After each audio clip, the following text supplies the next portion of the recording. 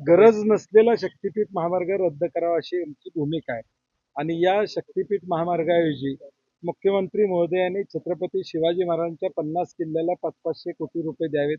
किमान आमचे किल्ले या ठिकाणी चांगले होतील. महागाई कमी करायसाठी गोडं तेल आज महागलेलं आहे. मध्यमवर्गीय महागाईनं पिचलेला आहे. ते कमी करायसाठी 10-15 हजार कोटी रुपयेचा बफर या ठिकाणी पैसे खर्च करावेत. बेरोजगार तरुणांना नोकरी लागेपर्यंत 3 वर्ष स्टायपंड एक 5,000 रुपये महिन्याला त्या ठिकाणी द्यावी. त्यात 10-15 हजार कोटी रुपये या ठिकाणी खर्च होऊ शकतात. पेट्रोल डिझेलला थोडं कमी खर्च होईल यासाठी सरकारनं स्वतः त्या ठिकाणी पैसे घालावेत. अशा 5 गोष्टी आम्ही मुख्यमंत्र्यांना सुचवतोय आणि शक्तीपीठचा अट्टहास सोडून द्यावा अशी आमची विनंती. बैठक तुम्ही घेणार आहात पुढची दिशा आणि आज नाही, आता बाकीच्या जिल्ह्यातले लोक आलेले आहेत, त्यांच्यावर चर्चा करून पुढची दिशा आमची ठरवू. 50 ते 60% लोकांचं समर्थन आहे असा दावा केला जातो. नाही, आजची गर्दी बघितली तुम्हाला लक्षात येईल. खरीपाचा सीझन चालू असताना सुद्धा शेतकरी रस्त्यावर या ठिकाणी आलेले आहेत आणि प्रामाणिक शेतकरी या ठिकाणी रस्त्यावर आले. शेवटपर्यंत सकाळी 9 वाजल्यापासून चंदगड असू दे किंवा कागल असू दे, करवीर असू दे, हातकणंगले असू दे, राधानगरी असू दे, या सगळ्या भागातून भुदरगड असू दे, या सगळ्या तालुक्यातून शेतकरी आले. अगदी कामेरीतून, सांगलीतून काही शेतकरी आले, लातूरवरून आलेले आहेत, सोलापूरवरून आलेले आहेत. हा गरज नसलेला महामार्ग हे पटतंय लोकांना, म्हणूनच रस्त्यावर उतरतात ना.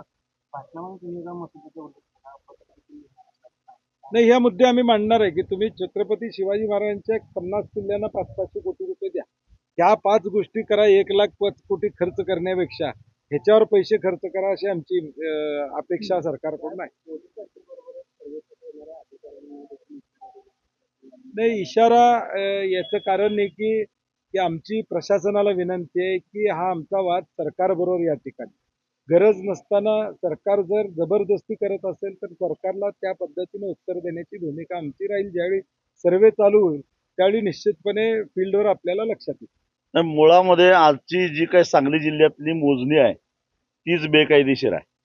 कारण सांगली जेव्हा आम्ही हरकती नोंदवण्यासाठी सगळ्या राज्यातल्या शेतकऱ्यांना आवाहन केलं होतं, त्या पद्धतीनं सांगली जिल्ह्यातल्या शेतकऱ्यांनी सुद्धा हरकती घेतलेल्या होत्या आणि त्याला सांगली जिल्हाधिकाऱ्यांनी वैयक्तिक प्रत्येक शेतकऱ्याला पत्र पाठवलेलं आहे की अजून अधिसूचनाच जाहीर झालेली नाही, त्यामुळे तुमचा अर्ज निकाली काढलेला आहे.